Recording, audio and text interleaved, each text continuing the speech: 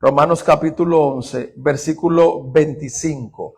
Recuerden que estamos en la serie bíblica Días de Noé y necesitamos ver en esta mañana a Israel desde la perspectiva bíblica. Ya vimos la restauración de Israel en un primer mensaje.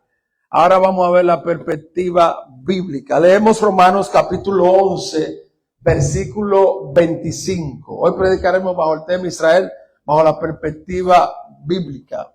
Dice así en el nombre de Jesús. Porque no quiero, hermanos, que ignoréis este misterio, para que no seáis arrogantes en cuanto a vosotros mismos. Porque ha acontecido a Israel endurecimiento en parte, hasta que se complete la plenitud ¿de quién? De los gentiles. Leemos este último pedazo. Hasta que hayan entrado la plenitud de los gentiles. Amén. Pueden sentarse. Gloria a Dios. Ya con esa oración de nuestra hermana Sunilda podemos predicar en cualquier lado. En Europa, en China, hasta en hebreo sin saber hebreo. Hoy vamos a ver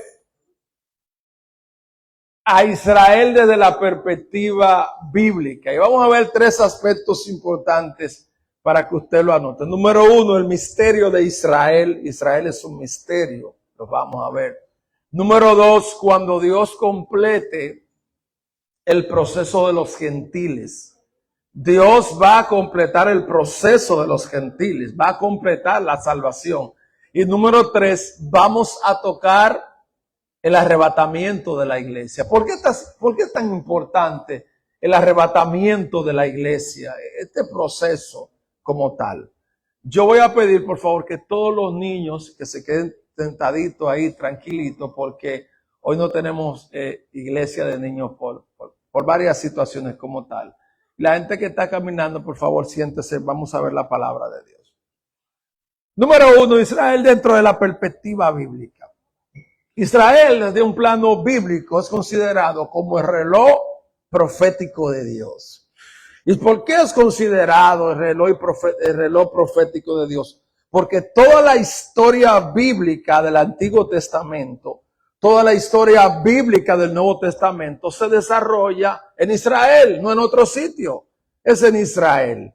El plan de la redención de Dios hacia la humanidad se desarrolla en Israel como tal. Por eso Pablo dice en Romanos 9:3, hablando de eso, porque desearía yo ser anatema, separado de Cristo, por amor a mis hermanos, los que según la carne vienen, la adopción, la gloria, el pacto, la ley, el culto, las promesas, los patriarcas. Y según la carne vino Jesucristo, que es Dios. Bendito sea su nombre.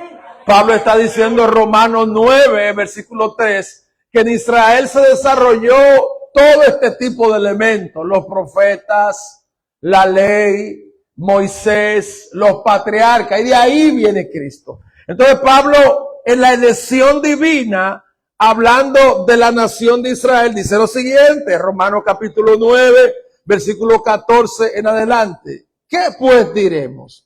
¿Que hay injusticia en Dios? De ninguna manera. Pues a Moisés dice el Señor, tendré misericordia del que yo quiera tener misericordia.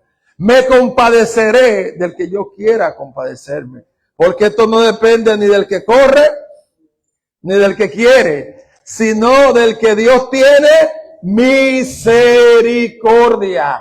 O sea, Dios en el libro de Romanos, a través de Pablo, está diciendo que Él deseó tener misericordia de Israel y elegirlo a ellos con el propósito de ser el pacto o el plan o el pueblo de la redención en la tierra.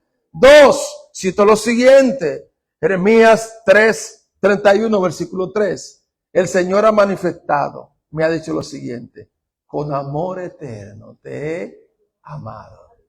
Esa palabra es a Israel.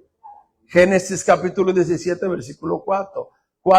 Y estableceré mi pacto contigo, con tu descendencia. Y después de ti haré con Israel un pacto para siempre.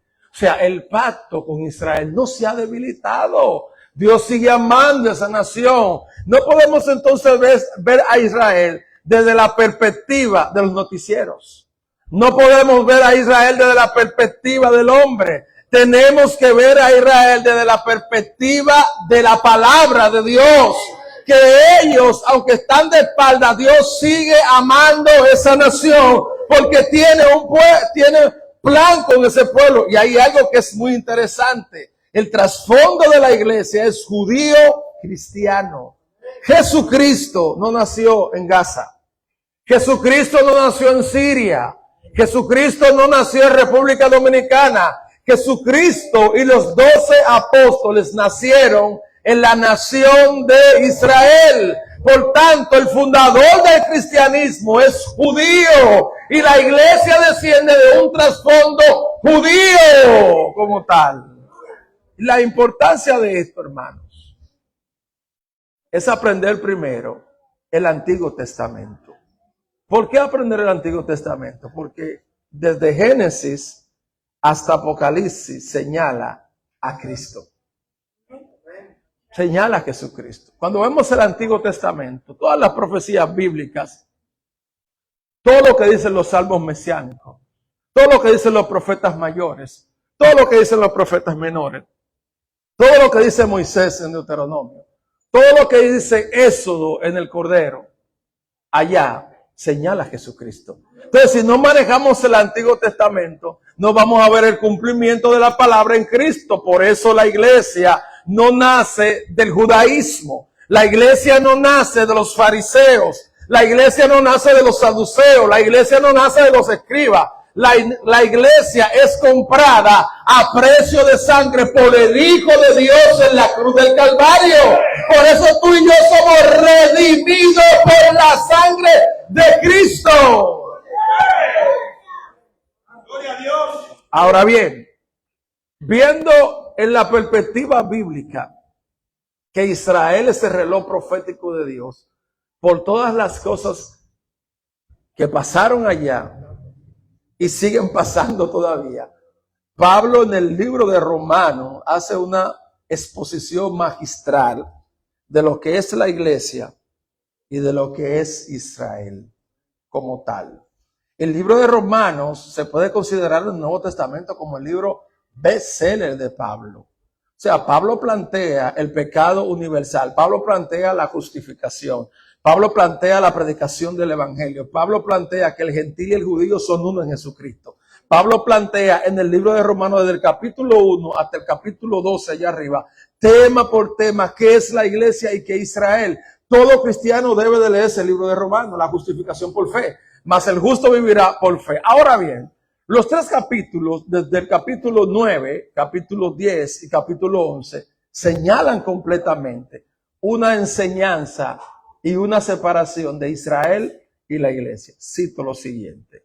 El apóstol Pablo nos enseña en relación de Dios y su pueblo Israel que la salvación se extiende a todas las naciones a través de los judíos. Por eso le decía, serán benditas en ti todas las familias de la tierra. En el capítulo 9 del libro de Romanos, por ejemplo, Pablo presenta la soberanía de Dios, hablando de la elección divina por encima de todas las cosas. Romanos 9, 11 al 13, Pablo presenta que Israel fue elegido para llevar un mensaje a todas las naciones. En el capítulo 10, entonces, Pablo presenta que la salvación viene a través de la fe. ¿Pero en fe en quién? En Jesucristo. Pablo explica en Romanos capítulo 10, versículo 9 al 10, que si confesares con tu boca y creyera que Jesucristo es el Señor, serás salvo. Pablo presenta en el libro de Romanos que de la única manera que la gente se salva es aceptando a Jesucristo.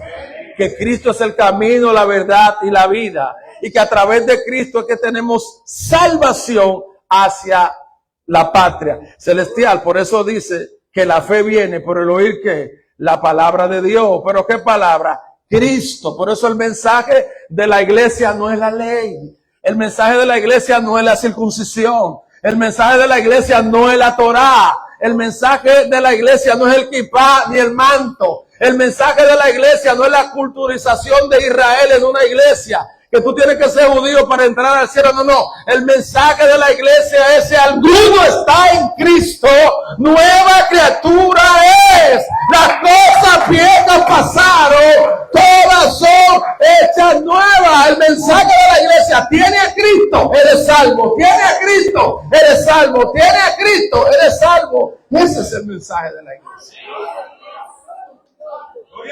El mensaje de la iglesia no es otra.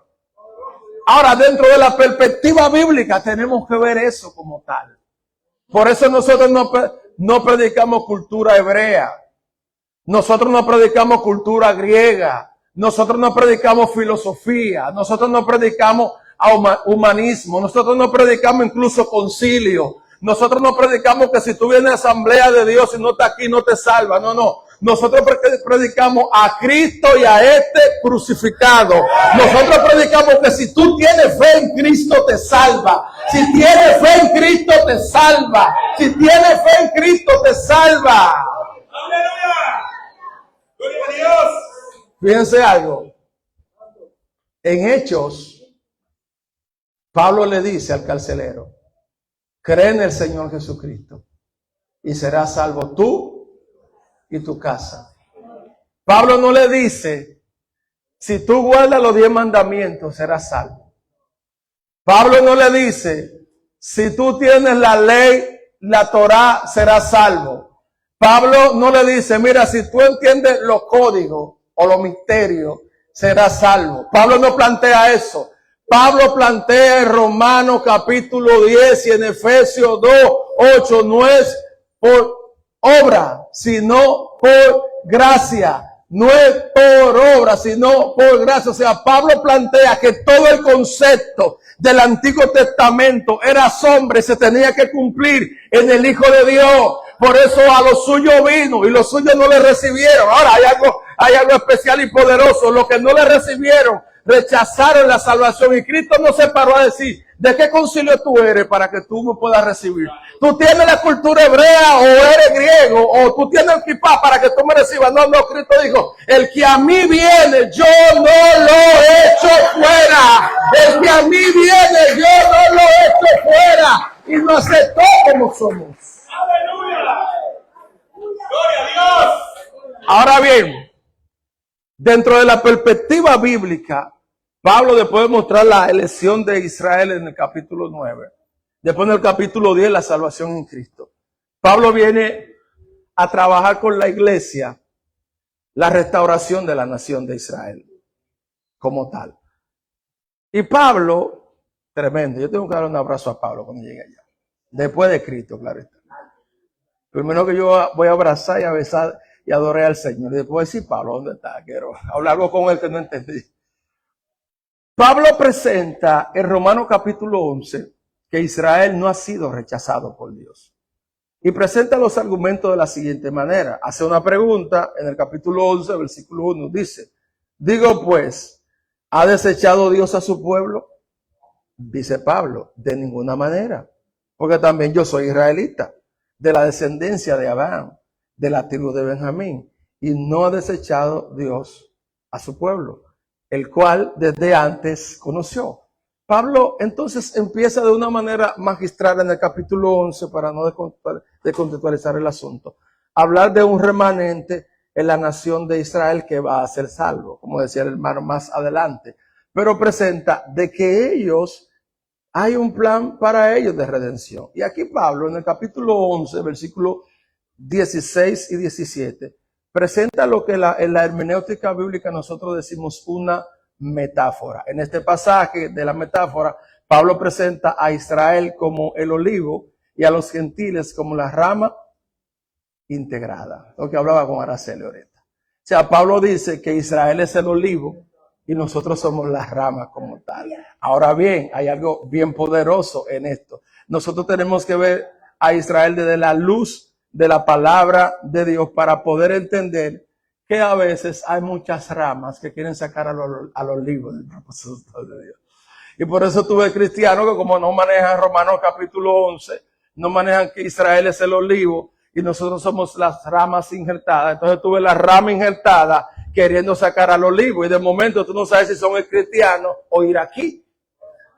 Tú no sabes si son cristianos o son del Islam, porque son anti-Israel hasta que se acabó. Entonces la rama de momento que fue injertada con un propósito de Dios grande y poderoso, la plenitud de la gracia de Dios, ahora le está diciendo el olivo, no, tú no eres el pueblo de Dios. El pueblo de Dios somos nosotros. Pero ese es otro tema. Entonces, la iglesia, y aquí nos paramos como rama que fue injertada en un propósito de Dios, debemos de ver esto desde el cumplimiento de la redención de Dios.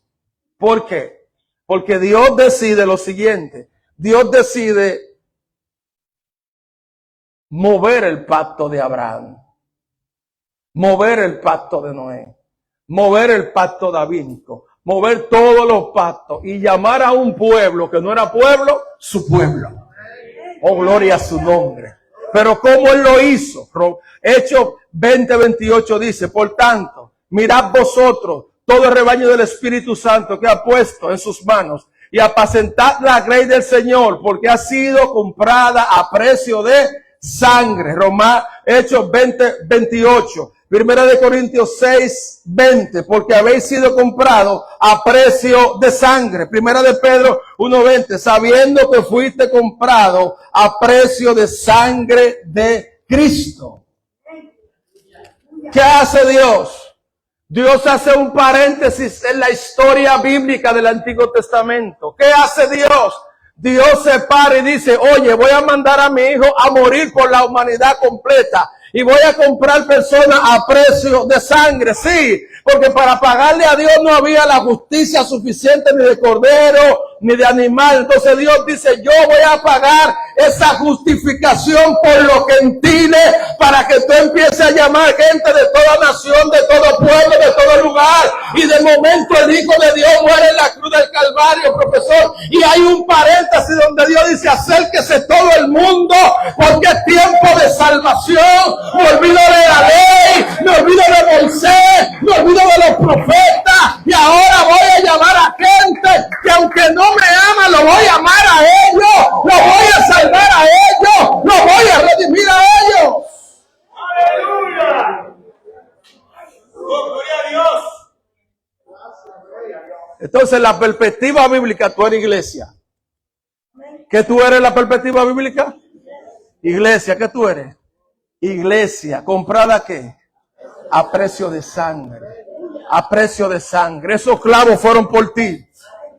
Esa sangre fue por ti. Oh Dios, ¿hay alguien agradecido aquí? Ese llamado fue por ti. Esa sangre fue por ti, esos clavos fueron por ti, ese maltrato fue por ti, esa lucha fue por ti, esa brega fue por ti, venció las tinieblas por ti, venció el pecado por ti, venció los demonios por ti, por mí, por ti, por mí. La sangre derramada sigue lavando, la sangre derramada sigue lavando. Oh, gloria a Cristo Jesús.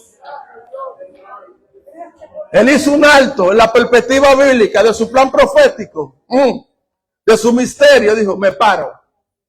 Y dice Isaías, voy a llamar a gente que no son pueblo. Pueblo. Y hoy estamos aquí. Somos la rama injertada en el olivo del plan, del propósito de Dios. A ti no se te dio no se te dio la ley, se te dio la gracia. A ti no se te dio 10 mandamientos, se te dio la Biblia completa. A ti no se te dio el Espíritu por medida, no, el Espíritu que rebosa y se mueve en medio del pueblo.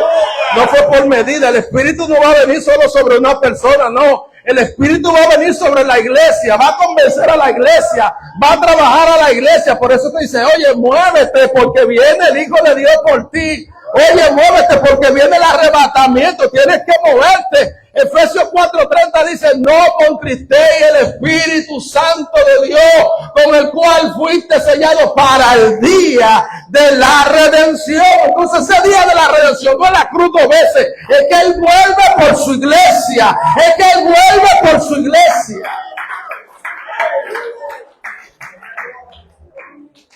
Ahora bien, viendo dentro de la perspectiva bíblica, que es el tema en esta mañana, que Israel es el olivo y nosotros somos las ramas injertadas, tenemos que volver a Romanos de nuevo y mirar nuestro primer tema, nuestro primer punto, el misterio de Israel. Israel es un misterio como tal. Pablo dice lo siguiente: no quiero, hermanos, que ignoréis este misterio, para que no seáis arrogantes en cuanto a vosotros mismos, que ha acontecido a Israel endurecimiento en parte, hasta que haya entrado la plenitud de los gentiles. Dentro de la perspectiva bíblica, hay una profecía que señala a Israel simplemente. Pablo presenta a la nación judía como un misterio. Y esto hay que comprenderlo desde el punto de vista bíblico.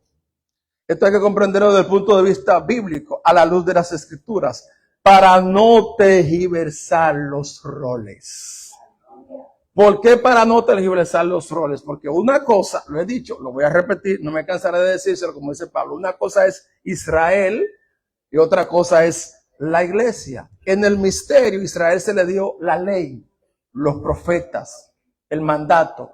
En el misterio revelado de la iglesia a nosotros se nos dio la gracia, el espíritu, el llamado. Somos pueblos muy diferentes. Y aunque Israel reconocerá a Cristo en la segunda venida, y eso hablaré el otro domingo, si Dios lo permite, como quiera, ellos tienen que entrar a Cristo para ser salvos.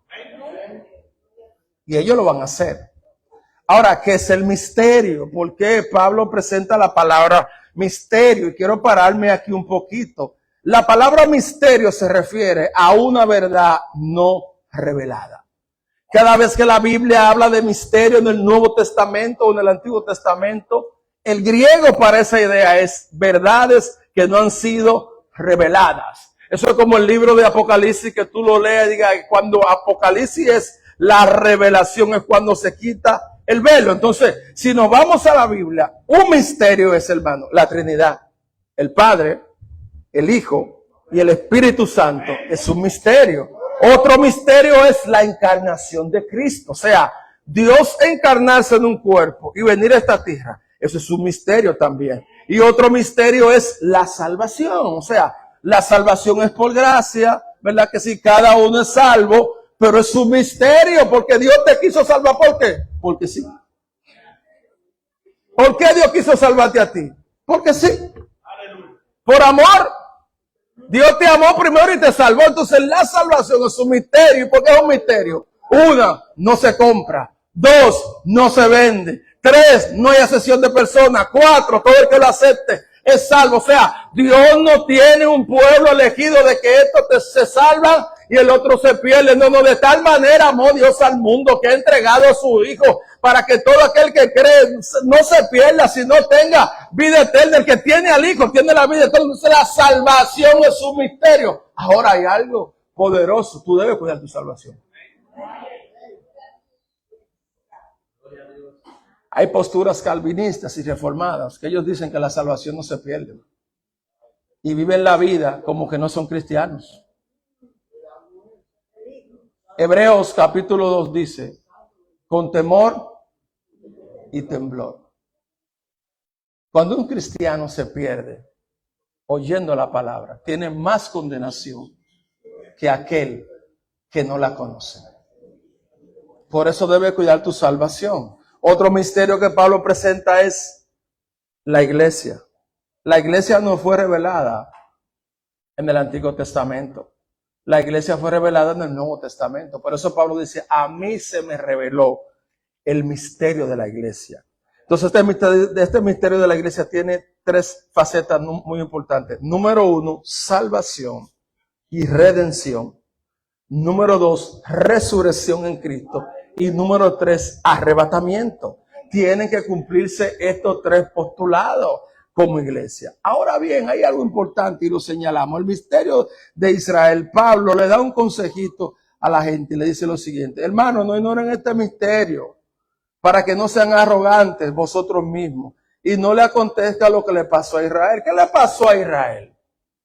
Israel pensaba que ellos eran el pueblo escogido lindo de Dios. Y hacían y deshacían y levantaban becerro de oro, le daban la espalda a Dios. Entonces, el primer endurecimiento de Israel en el misterio fue que cuando Cristo vino y se presentó delante de ellos dijeron, no, tú no eres el Mesías. De ahí empezó Dios a endurecer el corazón de la nación de Israel. Entonces Pablo le dice algo a la iglesia y quiero que me pongan atención a eso. Miren, señores, es un misterio que hay con ellos y ustedes tienen que entender, ¿saben para qué? Para que no sean arrogantes. Ah, no, yo soy la iglesia de Cristo. Ay, esto es por gracia. Yo puedo vivir la vida como me da la gana. Esto es por gracia. Dios me salvó. Dios es amor. ¿Dónde está Dios? Dios es amor. Esto es así. Entonces, Pablo le da un consejito en el libro de Romanos capítulo 11, versículo 17, a los que son arrogantes en cuanto a la palabra y en cuanto a Israel, le dice lo siguiente. Si Dios no perdonó al olivo, te perdonará a ti que eres la rama. Cito, algunas ramas naturales de olivo fueron cortadas. En su lugar tú fuiste injertado como una rama silvestre. Entonces, eres parte de la misma raíz. Comparte la vida del olivo. No te sientas más importante que la rama que fue cortada. Si te crees más importante, recuerda que tú eres una rama y que tú estás pegada a la vid verdadera. Tal vez ahora, ¿verdad? Como rama, te pone glorioso, te hincha y crees que tú eres algo. Pero por cierto te quiero decir lo siguiente. Si Dios no tuvo misericordia del olivo que se reveló, ¿qué te pasará a ti entonces como rama?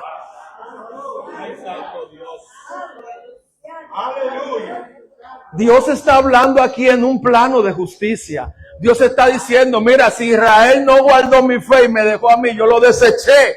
Aunque yo te llamé como gentil, aunque tengo un plan contigo, si tú no reconoces que hay que vivir para mí, pues tampoco yo puedo tener relación contigo. Por eso es que el evangelio se trata de aprovechar el tiempo en el periodo de la gracia y del gentil. Porque cuando esto se cierre, no hay para nadie.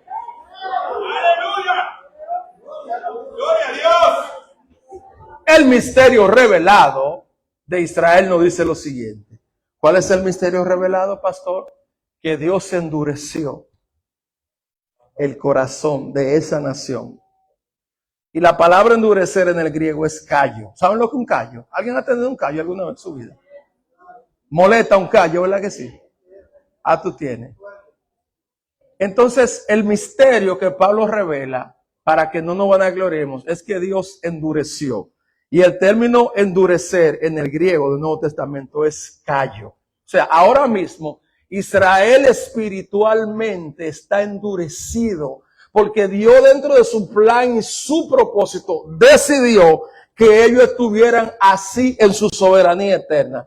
Ah, que tú quieres cuestionar la Biblia, que matan gente, que quitan gente. Bueno, tú te sientas con Dios y le preguntas a él más adelante por qué él está permitiendo eso. Son cosas de Dios, no de nosotros. Entonces Dios endurece esta nación espiritualmente. ¿Cuándo empieza a endurecerse la nación de Israel? Cuando rechazan a Jesús, el Mesías. A los suyos vino y los suyos no le recibieron. Entonces todo aquel que lo recibió le dio potestad de ser hijo de Dios. Entonces automáticamente cuando le dio a ser potestad hijo de Dios, ahí entró la plenitud de los gentiles. Por eso yo no soy judío, yo no soy hebreo. Yo soy un gentil lavado y regenerado por la sangre de Cristo. Yo soy alguien injertado en el propósito de Dios y llamado con un propósito. Entonces ellos están así, ciegos espiritualmente, porque Dios quiso que estuvieran así. Gloria a Dios. Dentro de su soberanía. Por eso es que en la perspectiva bíblica, lo que estamos hablando, el único que va a hacer que Israel se devuelva, no es la ONU,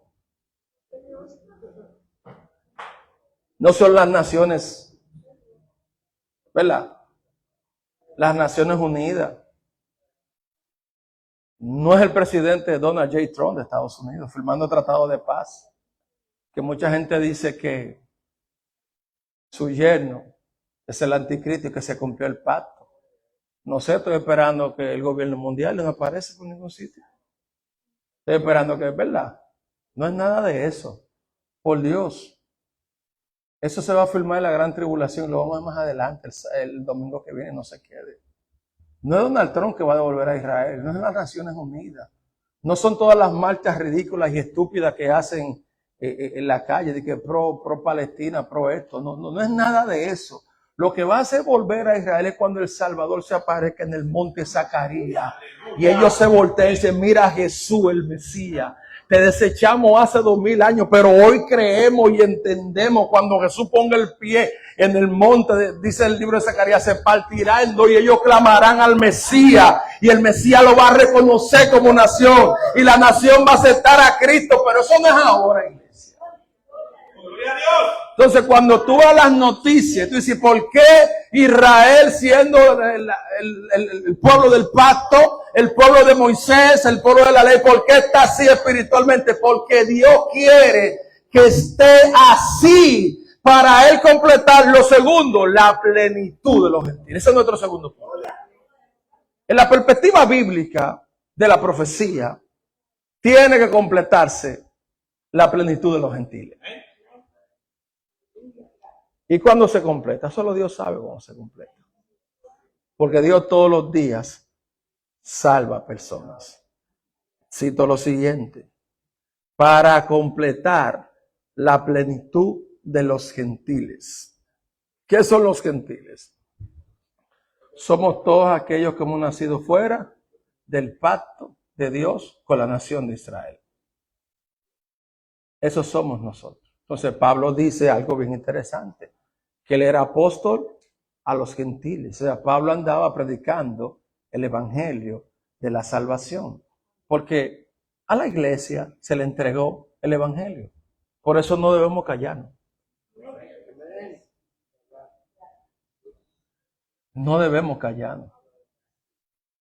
¿Cuáles son las tres formas, Tito, de evangelizar a un perdido? Primero hablarle de Cristo. Dar testimonio, invitarlo a la iglesia y orar por él. Eso están aprendiendo los nuevos creyentes. Hablarle de Cristo, darle testimonio, orar por él, invitarle a la iglesia. Por eso a la iglesia, en el proceso de ser gentil, se le entrega el ministerio de la reconciliación. Segunda de Corintios 5, 18. Nosotros estamos llamados a reconciliar a la gente con Jesucristo. Pero ¿cómo estamos llamando? Dándole testimonio. ¿Cómo estamos llamando? Predicándole el evangelio. ¿Cómo estamos llamando? Orando por los perdidos. ¿Cómo estamos llamando? Invitando a la gente a la iglesia. Esas son las cuatro formas que tú puedes evangelizar a la gente. La iglesia, todo aquel, mire, esto es serio lo que voy a decir ahora. Todo aquel que conoce el evangelio y no le predica a la gente, le va a dar cuenta a Dios. Por eso Pablo decía, ay de mí si no predico el evangelio. El proceso de la iglesia, el proceso de ser gentil, independientemente de divisiones doctrinales, de que aquel crea esto, de que el otro crea esto, es anunciar el mensaje del evangelio de Jesucristo. Por eso Pablo decía en Romanos 1:16, no me avergüenzo del evangelio de Cristo. No me avergüenzo. Entonces tú, joven, tienes que hablar el evangelio. Tu dama tiene que hablar el evangelio. Tu niño tiene que hablar el evangelio. Todos tienen que saber quién es Jesús alrededor tuyo. Todos tienen que saber quién es Jesús en la escuela, en la universidad, en la iglesia, fuera de la iglesia. Dios no te llamó a ser mudo. Dios te llamó a orar por las almas. Dios te llamó a darle testimonio a las almas. Dios te llamó a predicarle a las almas. Y Dios te llamó a invitar a gente a la iglesia. No te canses, no bajes la guardia. Habla de Cristo. Es tu ministerio, es tu llamado, es tu propósito. A eso te llamó Dios.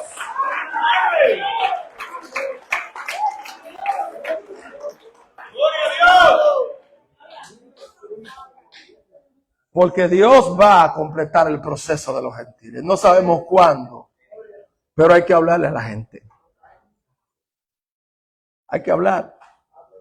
No nos podemos callar. Tú tienes 4 formas de hablarle. Orando, dando testimonio, invitándole a la iglesia y presentándole el mensaje de salvación.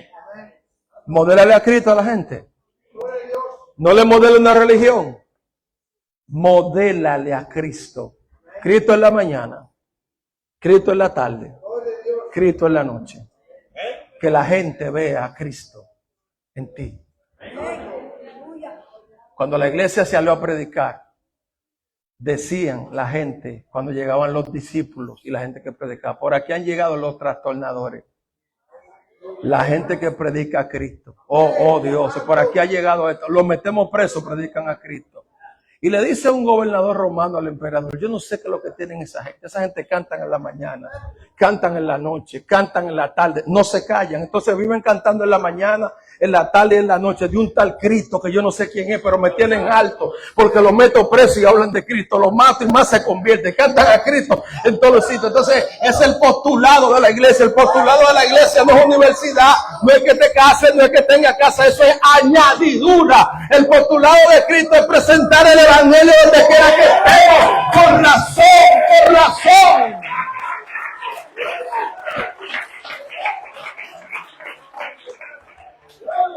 ¿Y por qué dentro del proceso de los gentiles, en la perspectiva bíblica? Porque Cristo dijo en Mateo capítulo 5, versículos 13 y 14, ustedes son sal y luz.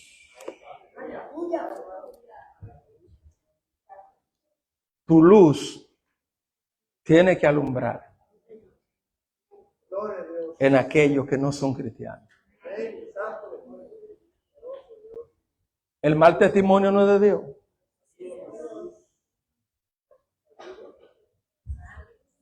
El hecho de no venir a la iglesia, eso es parte de tu testimonio. Es que tú saques el Dios de la iglesia a la gente. Es que tú no necesitas mucha teología, eso déjamelo a mí para yo seguir dirigiendo a la gente. Tú necesitas dar luz. Y la palabra luz en el griego es fotos. Y la palabra fotos es que tú alumbres, o sea, que tú des testimonio. Que la gente cuando te vea dice, wow, por ahí va un cristiano de verdad. Por eso es que toda actitud, esto va a ser complicado, toda actitud, toda situación tiene que morir en la vida del creyente. Y aquí nos paramos y hacemos una pregunta. ¿Qué está impidiendo que tú no alumbres a tu gente? ¿Qué está impidiendo que tú no le des testimonio a tu gente? O sea, quedándote en tu casa, en una posición de rebeldía. Eso no es luz del evangelio. Eso es atraso espiritual. Si Cristo viene, te vas a quedar en esa situación.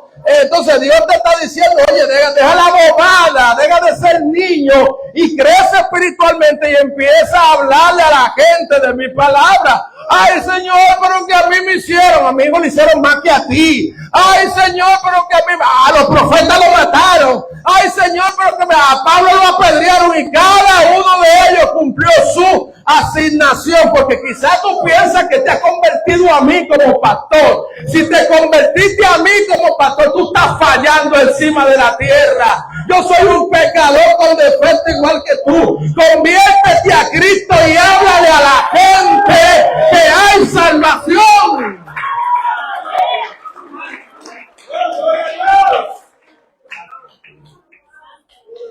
Pablo decía, hablando del tiempo de los gentiles, su ministerio, que es penoso que él hable de la carrera y termine descalificado.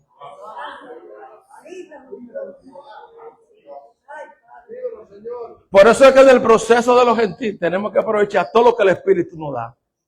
Nos da pastores, lo aprovechamos. Nos da evangelistas, lo aprovechamos. Nos da intercesores, lo aprovechamos. Nos da adoradores, lo aprovechamos. Porque en la perspectiva bíblica ya Dios entró. Ahora tenemos que hablar. Y esto no es cuestión de edad. Tú puedes tener 90, 100, 101, 120. Y si te mantienes dando testimonio, la gente va a decir, wow, pero qué tremendo. Mire esa ancianita, cómo va la iglesia con toda su fuerza, sin fuerza, perdón. Y se te sienta a oír la palabra de Dios. La perspectiva entonces de la plenitud de los gentiles tiene que tener un cumplimiento, porque Israel está endurecido, pero Dios lo va a despertar a ellos. Y esto lleva a nuestro punto número 3. Ya vimos dentro del misterio de la perspectiva bíblica que Israel está así porque está endurecido su corazón. Pero vemos dentro de la perspectiva bíblica que el tiempo de los gentiles es ahora. Que Dios va a cerrar la puerta tarde o temprano. Pero entonces, como decimos, citamos al escritor Samuel Pérez Milo, uno de mis preferidos del Nuevo Testamento. Refiriéndonos al tiempo de la plenitud de los gentiles, dice Milo, es un tiempo de bendición donde Dios escogió en esta dispensación a la iglesia para que complete el número de los salvos. Este cumplimiento terminará entonces con lo que la Biblia enseña, arrebatamiento de la iglesia. Y ese es nuestro tercer punto en la perspectiva bíblica. Número 1. Si en la perspectiva bíblica Israel tiene un callo en el corazón que está endurecido, pero eso se va a soltar, porque Dios tiene un trato con ellos. Dios va a tratar con Israel. 2. En la perspectiva bíblica está la iglesia, el periodo de los gentiles, que tiene que ser completado tarde o temprano. Entonces, ¿cómo Dios cierra esta dispensación bíblica? Con arrebatamiento. Yo veía funestamente, lamentablemente, unas posiciones calvinistas, reformadas, ni siquiera defendiendo su punto de vista que la iglesia pasará por el periodo de la gran tribulación. Yo lo veía a ellos burlándose y atacando esta doctrina bíblica. ¿Y saben qué? Me puse a investigar porque a mí me gusta investigar. Y encontré que después de la doctrina de la prosperidad, que todos sabemos que viene del diablo, la segunda doctrina más atacada es el arrebatamiento de la iglesia. Hay un grupo de hermanos empecinados diciendo, con un texto alegórico, con una interpretación de San Agustín, el católico, que la iglesia pasa por el periodo de la gran tribulación. Y antes de entrar ahí, yo quiero razonar con ustedes en esta mañana en lo siguiente. ¿Y será cierto que Cristo va a morir en la cruz del Calvario? Para que cuando aparezca el anticristo decirle, mira la iglesia ahí, masácrala.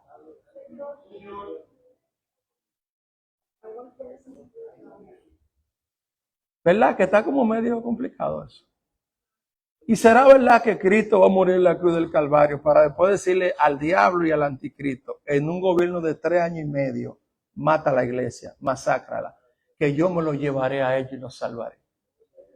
Lo segundo es, la Biblia tiene propósito. El propósito de nosotros hoy en día es que la gente se salve y vivir una vida plena en Cristo.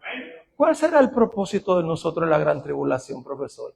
¿Andaremos evangelizando a la gente con el anticristo en la calle? ¿O usted cree que el anticristo dejará que nosotros demos culto aquí con una Biblia en la mano? O sea, hay que preguntarle a estos hermanos que tienen idea que cuál será el propósito de la iglesia.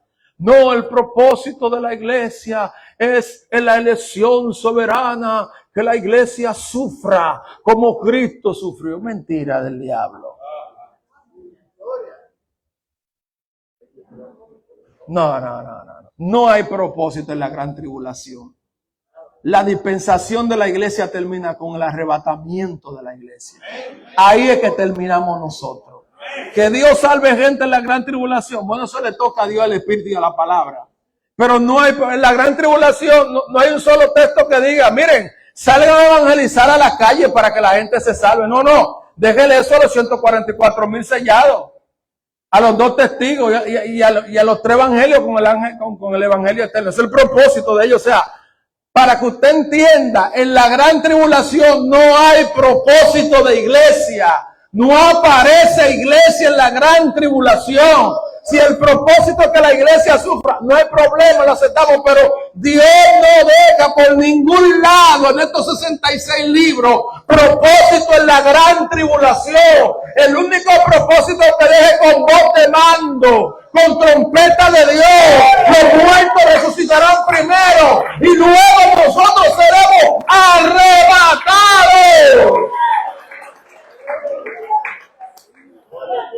Ahora bien, tenemos que pararnos aquí en este tercer punto de la gran tribulación o el arrebatamiento de la iglesia en la perspectiva bíblica. ¿Qué es el arrebatamiento? Es el cumplimiento donde Cristo viene a buscar en los aires a su iglesia. Ahora bien, segunda pregunta. ¿Quiénes irán al arrebatamiento? Quiero contestar esta pregunta con este texto bíblico. Apocalipsis capítulo 3, versículo 10. Por cuanto has guardado la palabra de mi paciencia, yo también te guardaré de la hora de la prueba que ha de venir sobre la iglesia. Es sobre el mundo. Pero yo pensaba que el proceso de la gran tribulación era para la iglesia. ¿Sobre quién viene el proceso de la gran tribulación? Sobre la iglesia. ¿Cuál entonces es la respuesta de los que se van? Se van con Cristo en el arrebatamiento de la iglesia aquellas personas que guardan la palabra de Dios. Y aquí cito. La palabra paciencia se traduce del griego de la siguiente manera. No indica a alguien que está esperando algo en una prueba. No. La palabra paciencia se traduce como soportar sin claudicar en cosas. Cuando la Biblia habla de que debemos guardar la palabra de la paciencia, es que debemos soportar los embates que se nos presentan en la vida cristiana. Cristiano no es venir a la iglesia cuando a ti te dé la gana. Cristiano no es pertenecer a la membresía de la iglesia porque sí te bautizaste y estás viviendo una vida descuidada. Cristiano es soportar por la palabra las situaciones que se nos presentan. Eso es cristiano. ¿Y por qué Dios lo quiso así? Porque la idea principal de este pensamiento de guardar la palabra, el término se traduce con paciencia, pero establecido en una verdad. Gloria a Dios. Y hay algo interesante, hablando de guardar la palabra de la paciencia. La gente se mueve por dos cosas, o por sentimiento o por verdad. Si te mueves por sentimiento, nunca vas a poder prosperar en el evangelio. Por eso es que hay cristianos que no desarrollan un estilo de fe, porque están en su sentimiento mundano todavía. Ellos entienden que abrazar el mundo no es nada. Entonces, la paciencia de la palabra te llama a que una verdad te lleve a aguantar situaciones y a no moverse. Por eso Pablo dice, el que está firme, mire que no caiga. O sea, irse del arrebatamiento de la iglesia es guardar la palabra de la paciencia. Y guardar la palabra de la paciencia es sufrir, pasar momentos difíciles, pasar momentos incómodos, pasar momentos de prueba. ¿Qué tú crees? ¿Que esto va a ser de que un cachú o de que un camino de rosa? No, aquí se sufre, aquí se pasa, aquí se llora, aquí uno se tira del suelo, pero guardamos la palabra de la paciencia. Guardamos la palabra de la paciencia. ¡Gloria a Dios! ¿Cuál es la perspectiva bíblica? ¿Por cuánto guardamos la palabra de la paciencia? Y guardar la palabra de la paciencia está firme en una verdad. Firme en una verdad. Firme en una verdad. ¿Cuál es una verdad? Te voy a decir una verdad del Antiguo Testamento. Mi casa y yo serviremos al Señor. Firme en una verdad. Créeme al Señor Jesucristo y serás salvo tú y tu casa. Firme en una verdad. Y ahora todo lo puedo en Cristo que me fortalece. Firme en una verdad. Sirvo a Cristo, sirvo a Cristo, sirvo a Cristo. Entonces la pregunta sería, adolescente, joven, dama, ¿qué te mueve venir a la iglesia?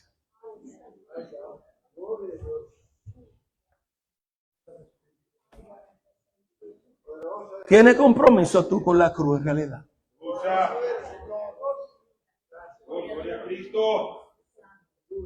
¿Tienes compromiso tú con la cruz en realidad? ¿Tienes?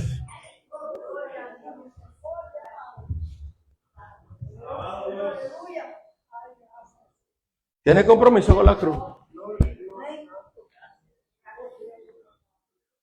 ¿Tú tienes compromiso con la cruz? ¿Ama a Cristo en realidad? ¿O tú vienes porque tu mamá te crió en el evangelio? ¿Tú tienes compromiso? Con la cruz no lo tienes. ¿Lo tienes? La palabra de la paciencia establece una verdad en el corazón del hombre. Y este Cristo crucificado que resucitó. Por eso es que el que tiene a Cristo tiene la vida, pero el que tiene a Cristo soporta tentaciones, soporta la prueba, soporta la lucha, soporta la angustia. De nada vale estar cantando en el altar sin conocer a Dios. De nada vale tú tener un don de que tú cantas, que tú mueves los cielos, que tú predicas como ángel, pero vive como demonio, por cierto, sin tener a Dios. Es una verdad que te tiene que mover y no es la verdad del pastor, no es la verdad de los diáconos, porque yo no te estoy vigilando 24/7, yo no te estoy vigilando el año entero. Dios te ve. Dios sabe cuando tú vas al río, Dios sabe cuando tú vas a la discoteca, Dios sabe cuando tú te quedas en tu casa, Dios sabe cuando tú desechas a los santos por abrazar lo profano. Dios te ve y así no te va, no te va, se va en lo que guarda la palabra de la paciencia de Dios.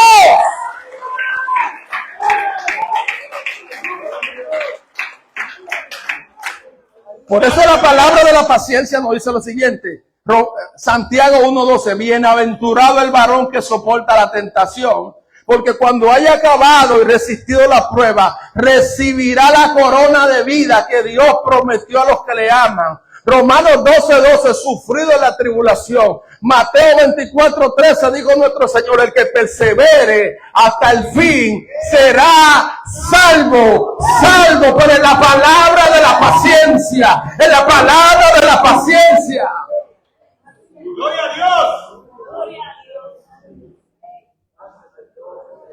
La palabra de la paciencia nos ayuda a divorciarnos del mundo y a casarnos con Dios. ¿Por qué? Porque va a ser una separación entre el sistema pecaminoso y la iglesia. La palabra de la paciencia nos dice lo siguiente: no améis, oh alma adúltera, ¿no sabéis que la amistad del mundo es enemistad contra Dios? Aquí hay dos signos de interrogación. Está preguntando el apóstol. Cualquiera pues que quiera ser amigo del mundo se constituye enemigo de Dios. Y dice el versículo 5. Oh, ¿qué dice las Escrituras? El Espíritu lo anhela a ustedes celosamente. La palabra de esta paciencia nos dice que tenemos que cortar con el mundo. Y cuando yo hablo de cortar, no es que no haga vida social, no es que vaya a la universidad, es que salga del sistema, hermano. Es que deje de consumir música impía. Es que deje de ver pornografía. Es que deje de hablar mentira. Es que deje de amar la cosa del mundo. Óyelo, te va a llevar el diablo. Óyelo, te lo quiero decir. Óyelo. Suena duro, pero te lo quiero decir porque la gente no quiere predicar el pecado. Ay, políticamente correcto. Entonces cuando cogen una soga y se pierden, ay, ¿quién lo ayudó? Suelta el mundo, porque cuando abrimos la puerta a los demonios, ellos entran y hacen de tu vida un cuchitrí. Y después hay que estar orando por ti. Y ministerio de liberación y pila de cosas. No es ministerio de liberación. Deja de amar la cosa del pecado y conságrate a Cristo. Esa es la palabra de la paciencia, no otra cosa. ¡Aleluya! ¡Gloria a Dios! Ay, no, que se va a sentir mal. Deja de amar el mundo.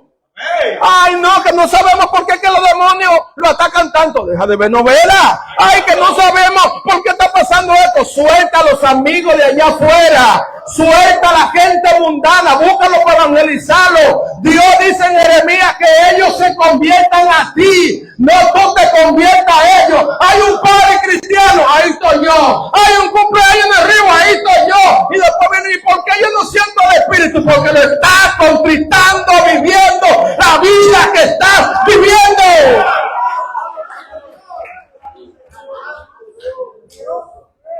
¡Gloria a Dios! ¡Wow! Ay, porque yo no siento el Espíritu por el arrebatamiento. Revísate. Revísate. ¿Qué nos dice Primera de Juan 2:17? No améis al mundo, ni las cosas que están en el mundo. Si alguno ama al mundo, el amor de Dios no tener. Oye, Leo, porque todo lo que hay en el mundo, los deseos de la carne, los deseos de los ojos y la vanagloria de la vida no provienen del Padre. Y cita el texto, dice, y el mundo pasa. y sus deseos. Pero el que hace la voluntad de Dios permanece para siempre. Te lo predico, te lo interpreto, te lo digo como tú quieres que yo te lo diga para que me entiendan esta mañana. La palabra de la paciencia te dice, no ames ese sistema, porque la vanagloria que tuve allá y la vanidad, pero el ojo no se cansa de ver.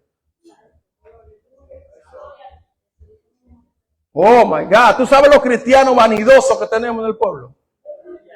Vanaglorioso.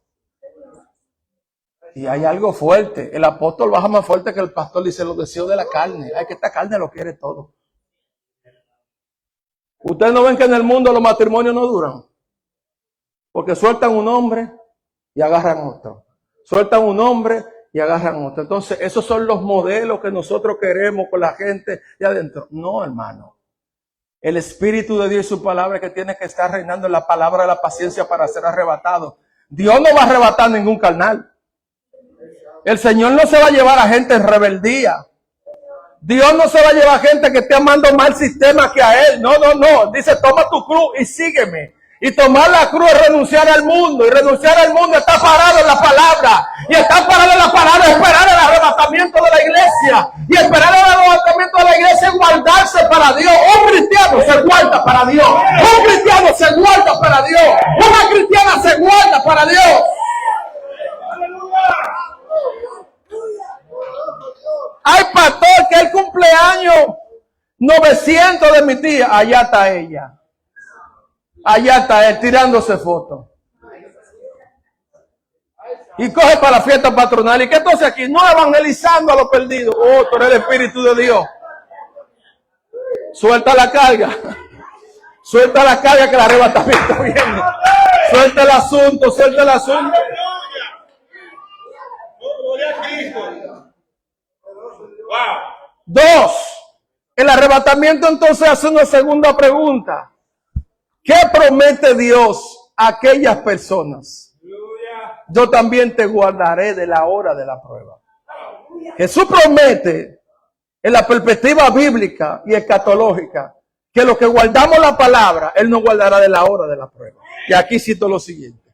El texto guardar es un verbo que se usa en el griego que indica una acción más adelante. Es una preposición griega que Juan utiliza para decir te saco.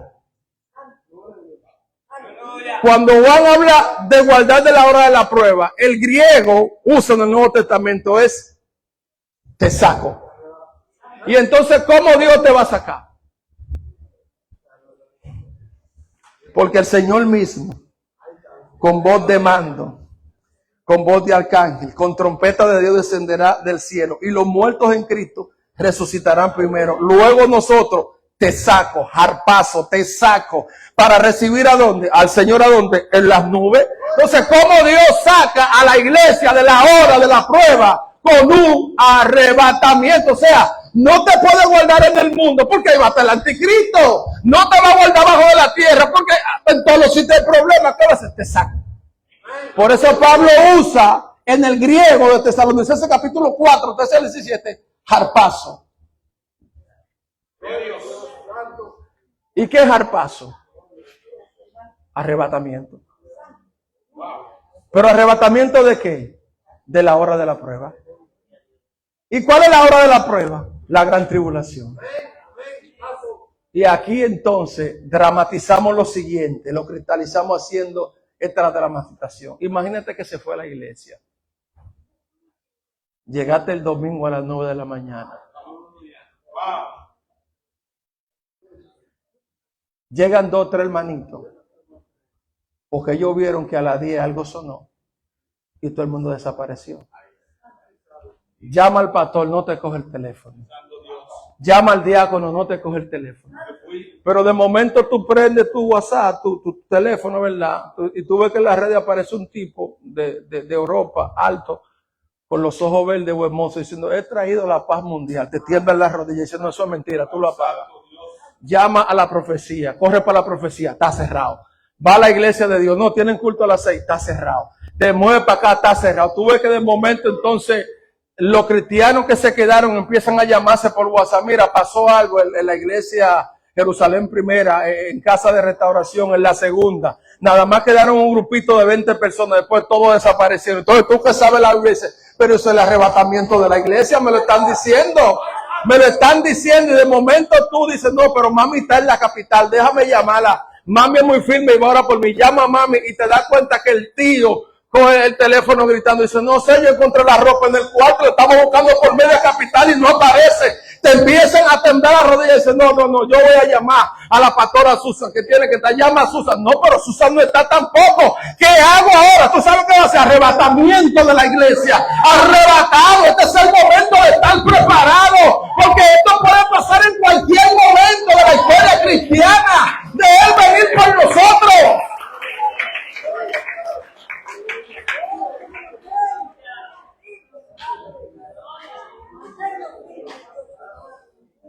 ¡Oh, gloria a Dios! Yo sé que los antiarrebatamientos tienen que estar rasgándose la vestidura, oyéndome a mí con esto. Pero ¿y qué tú quieres que te diga, mi amor? Los gobiernos no están resolviendo. ¿Qué tú quieres que te diga, mi amor? Antiarrebatamiento. Las mismas iglesias están cogiendo lucha para congregarse y para buscar a Dios. ¿Qué tú crees? ¿Que Cristo no viene? Ah, tú crees que no viene porque tú dices que no viene.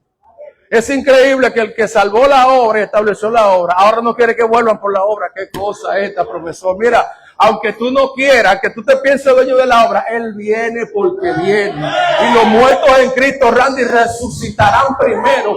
Y tú sabes qué, pastora, seremos arrebatados, seremos arrebatados, seremos arrebatados. Óigalo, seremos arrebatados, seremos arrebatados, seremos arrebatados.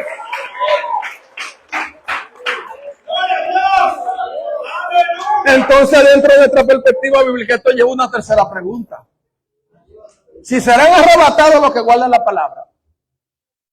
Si el arrebatamiento es ser librado de la hora de la prueba. Número 3. ¿Cuál es el propósito de la gran tribulación? La Biblia le llama a esto la hora de la prueba.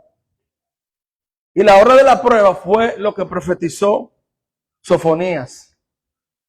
Se acerca un día que es la ira del Señor. La hora de la prueba fue lo que profetizó Joel, donde describió este día de tinieblas. Y la hora de la prueba fue lo que profetizó Isaías.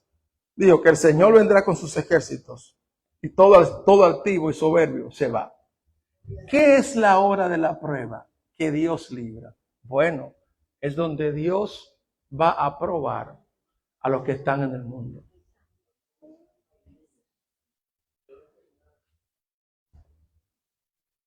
Después que Dios saque la iglesia en su perspectiva bíblica de cumplimiento y cierre el periodo con los gentiles como tal, Dios va entonces a probar al mundo.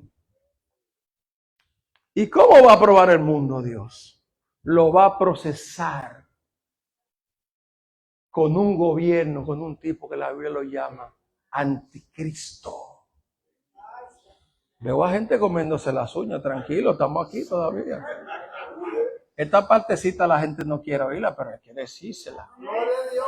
Para el día que tú te vayas, o te quedes, o decidas hacer algo con tu vida cristiana, nunca te digan que no te lo dijeron. Esa hora de la prueba va a traer a este sistema mundano, pecaminoso, mentiroso, anti Dios, un líder mundial. Y ese líder mundial como tal va a gobernar desde Israel a la humanidad completa. La Biblia enseña que en ese proceso, el que no se deje sellar, ni va a poder ni comprar, ni vender. Y eso no es alegórico, Araceli. Eso no es de un texto alegórico, pastora. Es un gobierno literal. Entonces, en ese proceso, el anticristo, para que la gente se salve, va a decir, ¿quieres salvarte? Déjate sellar. Y la Biblia da un número. Y aunque la gente quiere decir que es un código de barra, un código de esto, vamos a quedarnos con el número, Judy. 666. Que el que no se lo ponga en la frente o en la mano, no podrá comprar. Y tú te imaginas, porque nunca ha pasado en la historia de la humanidad. Alguien puede arrojarme luz en esto. Yo no creo que en la historia de la humanidad un solo gobernante ha manejado el mundo entero. Napoleón no pudo. Alejandro no pudo. Nabucodonosor no pudo. Los demócratas no han podido.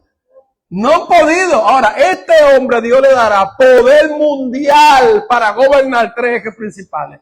La política, la religión y la economía. Donde quiera que tú te metas y te quedaste, van atrás de ti. Porque el proceso será para probar a los que están en el mundo. Y concluyo con esto, y el domingo lo espero para hablar entonces de la segunda venida y la tribulación en la perspectiva bíblica. 1. Israel está endurecido porque Dios lo quiere así en su plan eterno. 2. La perspectiva bíblica dice que el tiempo de los gentiles de la gracia, ministro, es ahora. Y número 3, serán librados del proceso de la gran tribulación y se van al arrebatamiento de la iglesia los que guardan la palabra. Póngase de pie, vamos a orar. Aleluya.